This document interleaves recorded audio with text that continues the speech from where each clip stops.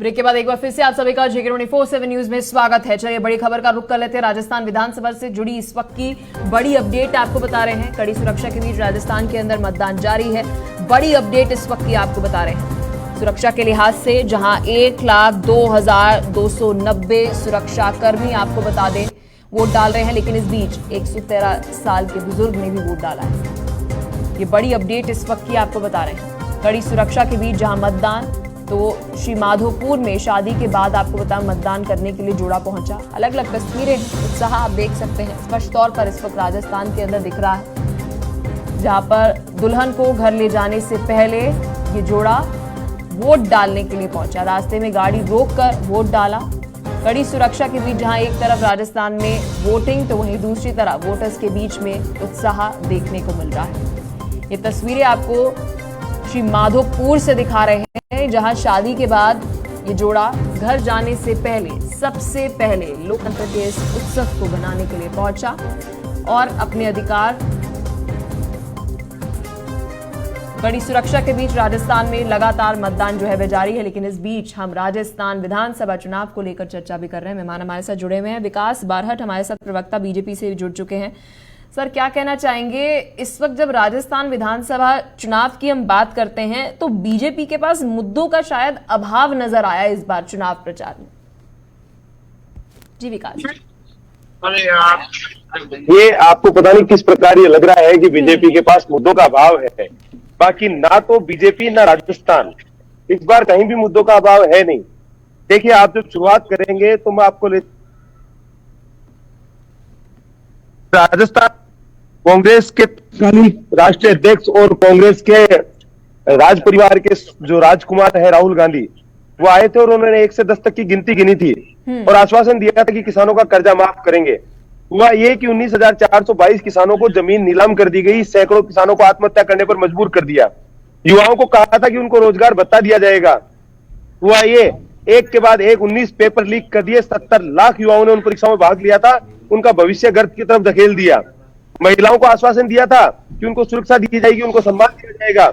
हुआ यह कि 35,000 बहनों का बलात्कार हुआ है राजस्थान में, जिनमें 15,000 तो 18 साल से कम उम्र की है।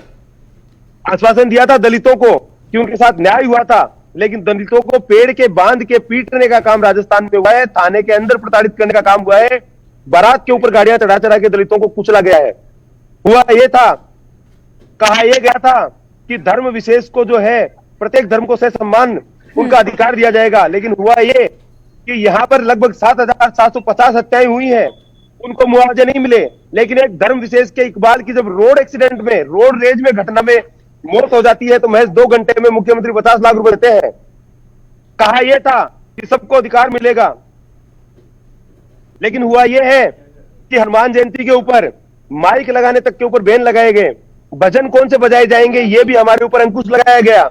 तीज की सवारियां रोकी गई, रावण के दहन रोके गए और एक तरफ पीएफआई बैंड संस्थान को रैली करने की अनुमति कोटा के अंदर इस कांग्रेस सरकार ने दी।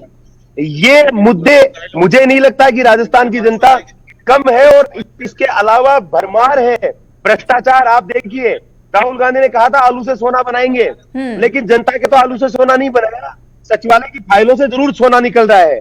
आप देखिए सचिवालय के लॉकर में 1-1 किलो सोना, 2 करोड़ 31 लाख की नकदी, गणपति प्लाजा के यहाँ जो है वो गणपति प्लाजा के लॉकर में सोना और युवाओं के पेपर जिन लोगों ने बेचे उनके ऊपर कोई कार्रवाई नहीं की गई। महज एक सेंटर से 100 सब इंस्पेक्टर लगे हैं। एक इनके प्रदेशाध्यक्ष के परिवार में 4 आरएस लगे हैं, जिनके 80 से ऊपर नंबर है इंटरव्यू में। ठीक है, आप बताइए क्या ये मुद्दे कम है? जी जवाब कांग्रेस से क्या कहना चाहेंगे, क्योंकि इस वक्त मुद्दे बेहद सारे हैं बीजेपी के पास। हर एक मुद्दे पर बीजेपी का कहना है कि आप असफल ही रहे हैं। क्या हम ये मान लें कि 5 साल में अपनी आंतरिक कलह को सॉल्व करने के लिए, समाधान निकालने के लिए आप इतने ज्यादा व्यस्त थे कि जनता के मुद्दों पर काम ही नहीं किया गया? जी यश श्रीवास्तव जी। पलक, सबसे पहले तो वो जो तेजस की स्टोरी चल रही थी, तो मैं बता देता हूं, तेजस की पहली फ्लाइट 2001 में हुई थी। तो हमारे वर्तमान प्रधानमंत्री जी आज क्यों गए हैं वो वही जाने या शायद बीजेपी वाले जाने। दूसरी बात, ये मतलब ये इनके मुद्दे हैं बारहट जी के। राहुल जी ने भाषण में क्या कहा है और खड़गे जी ने क्या कहा है और सचिन पायलट और गहलोत जी के संबंध कैसे हैं, ये इनके मुद्दे हैं। ये अपराध की बात कर रहे हैं। इनको बताइए, राजस्थान में अपराधियों को गिरफ्तार किया जाता है और वो बीजेपी के कार्यकर्ता निकलते हैं। एनआईए ने जांच अटका के रखी है और दो में से एक अपराधियों को अभी बेल पे छोड़ा है एनआईए ने। फिर से सुन लीजिए।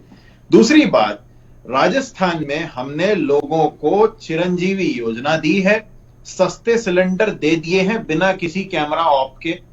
लोगों को हमने अंग्रेजी शिक्षा के बारे में बताया है, वो हम देंगे। और लोगों की ओल्ड पेंशन स्कीम बहाल की जाएगी और ओल्ड पेंशन स्कीम बरकरार रखी जाएगी। ये हमारा काम है। रहा सवाल इनका, जो आज मैं 2 दिन से देख रहा हूं, ये एक ही अपराध को बार बार बोल के महिलाओं की बात कर रहे हैं, तो भैया इनको बता दीजिए कि वसुंधरा राजे जी जो इनकी इतनी बड़ी नेता है, महिला हैं, मैनिफेस्टो लॉन्चिंग के समय उनके साथ क्या व्यवहार था बीजेपी का, पहले वो ये देख लें, फिर हमसे बात करें। उनको मैनिफेस्टो तक तो पकड़ने को मिला नहीं, ये बात कर रहे हैं। बताइए, अगर वसुंधरा राजे जी संतुष्ट होती राजनीति में राजस्थान में, तो अपने मुंह से रिटायरमेंट की बात कभी ना करती। ये हमें बता रहे हैं आंतरिक कलह। इनके नेताओं का तो पता ही नहीं है ये क्या है, कौन ये भैया जी, कैसे रहेंगे। अरे हमें ये है कौन, इनकी बुद्धि भ्रष्ट हो गई है क्या? महिला के बलात्कार, हमारे इलाके बलात्कार और मैनिफेस्टो पकड़ने को बराबर कर रहे हो। शर्म आनी चाहिए आपके विवेक के ऊपर। वसुंधरा जी ने मैनिफेस्टो पकड़ा या नहीं, और महिलाओं का बलात्कार बराबर कर रहे हो आप।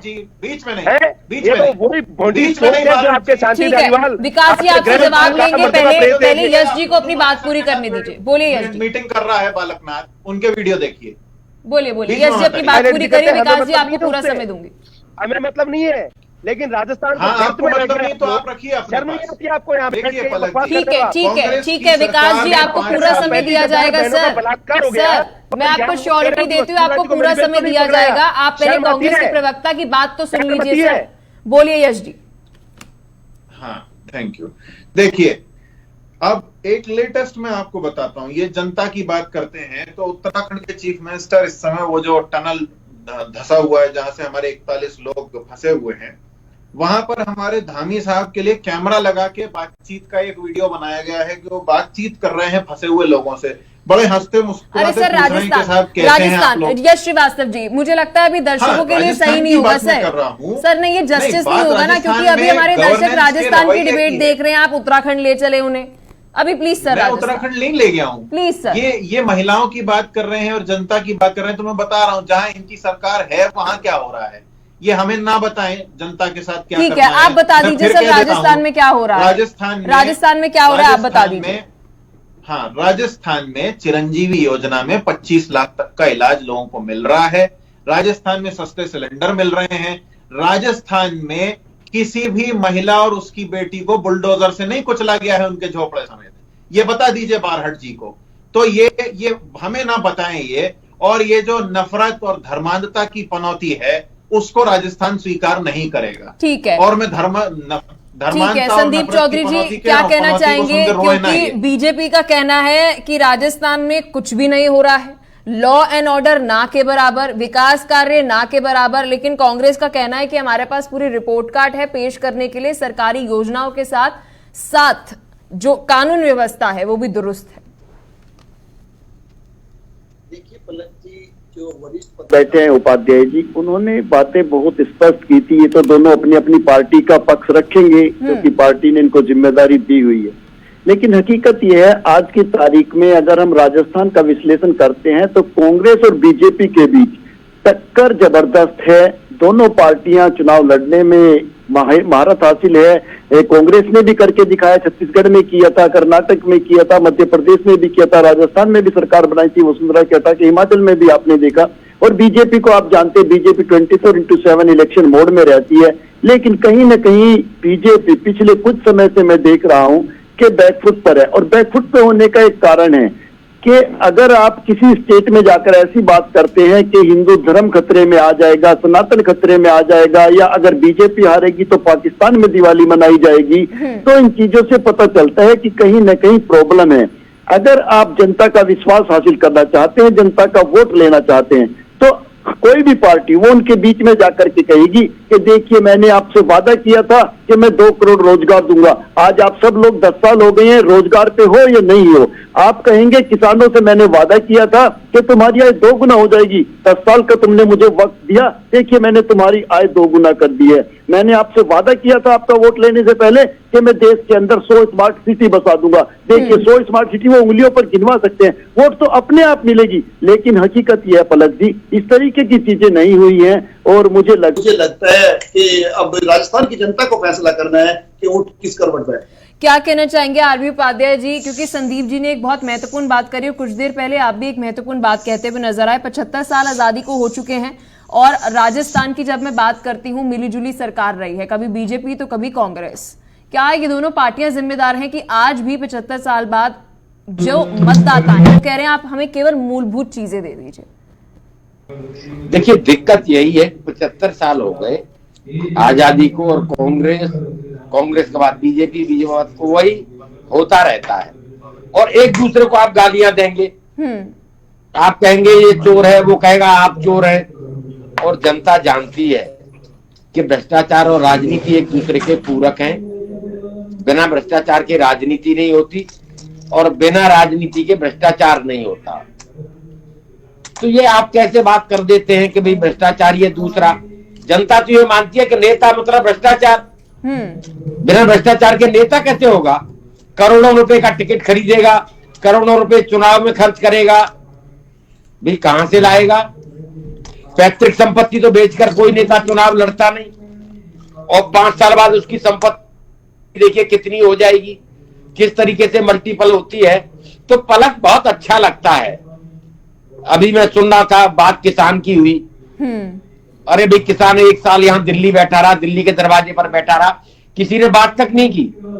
अब आज चुनाव है तो आपको किसान याद आ जाता है, उससे पहले तो किसान याद नहीं आता। कितने किसान शहीद हो गए दिल्ली के दरवाजे पर और किसी ने सुध तक नहीं ली। और दलितों की बात कौन कर रहे हैं जो मध्य प्रदेश में दलितों के ऊपर यूरिन करते हैं? हम सबने वायरल वीडियो देखा है कि आदिवासी और दलित का कितना सम्मान है। बात हनुमान जयंती की हुई, बात पीएफआई की हुई, भ्रष्टाचार पर कार्रवाई की हुई। अरे भाई एक सीडी वायरल हुई, क्या हुआ उस पर भ्रष्टाचार पर? भाई तोमर के बेटे पर या तोमर पर कोई कार्रवाई हुई? तो किस उससे भ्रष्टाचार की बात करते हैं आप? अशोक गहलोत की तो गारंटी नहीं है और प्रधानमंत्री जी लाल किले से कहते हैं कि अगली बार मैं ही झंडा फहराऊंगा, उसकी गारंटी है। तो लोकतंत्र में नेताओं की कोई गारंटी नहीं। लोकतंत्र में और चुनाव में जनता की गारंटी होती है। गारंटी जनता देती है और जनता ये देखती है किसने किसान का भला किया, किसने मजदूर का भला किया। क्योंकि ये जो गारंटियां आप पेश कर रहे हैं, दोनों पार्टियों से ये सवाल है, क्या अब इसकी रसीद भी मिल जानी चाहिए? क्योंकि ये गारंटियां पूरी नहीं होंगी तो आपकी कोई जवाबदेही तो रहती नहीं है। आजकल गारंटियां मिल रही हैं हर एक राज्य में, तो क्या इसकी रसीद भी है कोई? जी विकास जी। देखिए की जब आप बात करते हैं तो प्रोडक्ट का बैकग्राउंड चेक कर लेना चाहिए। जिस प्रोडक्ट की गारंटी की बात हो रही है तो उस प्रोडक्ट का बैकग्राउंड चेक करना चाहिए। एक तरफ अशोक गहलोत जी हैं। अशोक गहलोत जी तीसरी बार मुख्यमंत्री हैं और जब अशोक गहलोत जी की सरकार रही है उसके बाद अशोक गहलोत जी ने कांग्रेस का सुपड़ा साफ किया है। और दूसरी तरफ नरेंद्र मोदी जी हैं। एक बार जब उन्होंने गुजरात में सत्ता संभाली, प्रधानमंत्री बनने से लेके आज तक गुजरात में भारतीय जनता पार्टी की सरकार कंटिन्यू बन रही है और पहले टेन्योर में जितनी सीटों के साथ प्रधानमंत्री रहे उससे ज्यादा सीटों के साथ दोबारा चुनाव जीता है। अब आप देखिए कि किस आदमी की गारंटी लोगों ने मानी है और किस आदमी की ट्रस्टवर्दीशिप लोगों के दिमाग में बरकरार है। नंबर 1। नंबर 2, मेरे कांग्रेस के साथी, इनके बौद्धिक दिवालियापन के ऊपर मैं ज्यादा सवाल नहीं उठाता क्योंकि इनका बौद्धिक दिवालियापन होना स्वाभाविक है। अपने नेता की बातों को फॉलो करते हैं तो ऐसी बातें करें। ये कह रहे 35,000 बच्चियों का बलात्कार हो जाना, बहनों का बलात्कार हो जाना और वसुंधरा जी का मैनिफेस्टो ना पकड़ पाना, इन दोनों चीजों को रिलेट करते हैं। मुझे शर्म आती है कि ऐसे असंवेदनशील व्यक्ति के साथ मुझे पैनल में बैठना पड़ रहा है। नंबर 2, अभी ये वरिष्ठ पत्रकार साहब जो कह रहे थे अपनी बात कीजिए। अरे भैया ठीक है यश जी सुन लीजिए, क्योंकि जब आप बोल रहे थे अरे मैं शर्मिंदा हूँ। चलिए, एक बड़ी जानकारी सामने आ रही है। राजस्थान में 1 बजे तक 40% मतदान हुआ है। वोटर टर्नआउट से जुड़ी इस वक्त बड़ी अपडेट दे रहे हैं। जयपुर में 40% से ज्यादा मतदान हुआ है। टोंक में 41.36% मतदान हुआ। जैसलमेर में और बारां में 45% से ज्यादा मतदान रहा है। ये बड़ी अपडेट इस वक्त की आपको बता रहे हैं। चलिए, अलग अलग जिलों से, अलग अलग क्षेत्र से आपको बड़ी जानकारी दे रहे हैं। जहां पर दौसा से आपको बता दें 37.28% वोटर टर्नआउट रहा। तो जैसलमेर के अंदर ये बढ़ते हुए 45.13% जो है वह रहा है। तो लगातार राजस्थान से चुनाव से जुड़ी हर एक अपडेट आपकी टीवी स्क्रीन पर। अजमेर में 37.86% वोटर टर्नआउट रहा है। तो टोंक के अंदर यह आंकड़ा 41.36% है। जोधपुर में 37.68%, साथ ही बूंदी के अंदर 41.21% वोटर टर्नआउट जो है अब तक रहा है। अलवर के अंदर 42.31% वोटर टर्नआउट। झुंझुनू के अंदर भी 40.19%, बारां के अंदर 45.75%,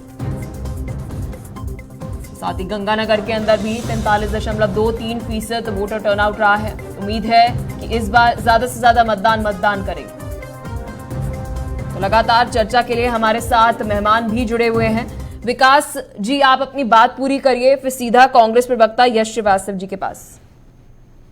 हाँ पलक, मैं कहना चाहता हूँ कि ये मेरे मित्र जो हैं, हालांकि भारत की किसी बेटी के साथ ऐसा नहीं हो, पर मैं कहता हूँ अगर इनकी बहन के साथ ऐसा हुआ होता तो भी क्या सर नहीं, दुख दे करके ये सर नहीं, please sir, please personal comment नहीं, गलत बात बोल रहे हैं आप सर।